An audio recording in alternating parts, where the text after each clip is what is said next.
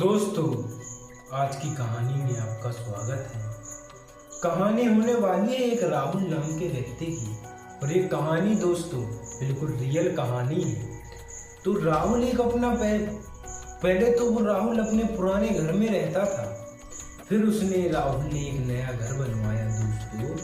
तो फिर वो राहुल अपने नए घर में शिफ्ट हो जाते हैं। उनका पूरा परिवार नए घर में शिफ्ट हो जाता है और ये पुराना घर सुनसान डरा रहता है। तो आपको भी पता है और मुझे भी पता है, सुनसान घर में भूत प्रेत का वास हो जाता है दोस्तों। तो फिर क्या, राहुल अपने नए घर में अच्छे से रह रहे थे, अच्छे से काम कर रहे थे, अच्छे से अपना गुजारा कर रहे थे। साल 1.5 साल हुई दोस्तों। फिर राहुल ने सोचा कि अपने चलो पुराने घर भी चलते हैं, थोड़ा वहाँ भी देखें कि कैसा क्या है वहाँ पर। तो राहुल और उसका पूरा परिवार आ जाता है अपने पुराने घर में। तो दोस्तों, पुराने घर में फर्श पर पूरे पे धूल, दीवालों पर मकड़ी, भूतिया घर लगने लगा था बिल्कुल। और फिर राहुल का छोटा भाई बोला कि भैया मैं नहीं इस घर में रहूँगा, चलो अपने नए घर में, यहाँ पर मुझे डर लग रहा है। तो राहुल बोला कि अपना ही तो ये घर है, हम अपना घर नहीं छोड़ सकते। नया घर हो गया तो क्या, हम पुराना घर अपना छोड़ देंगे। तो फिर राहुल को क्या पता था कि इसी घर में तो मेरी मौत लिखी है। तो फिर दोस्तों, राहुल ने 2 नौकर बुलवाए और पूरे घर की पहले तो सफाई करवाई। सफाई हो जाने के बाद राहुल करीबन रात के 12 बज गए थे। तो राहुल सो जाता है। जैसे ही राहुल की थोड़ी आंख लगती है दोस्तों, तो फिर क्या, एक तस्वीर टंगी हुई थी, वो अपने आप गिर जाती है। जैसे ही तस्वीर गिरती है, राहुल की आंख खुल जाती है।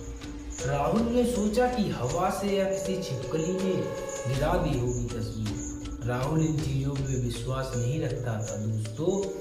तो फिर राहुल ने तस्वीर एक साइड रख दी दोस्तों।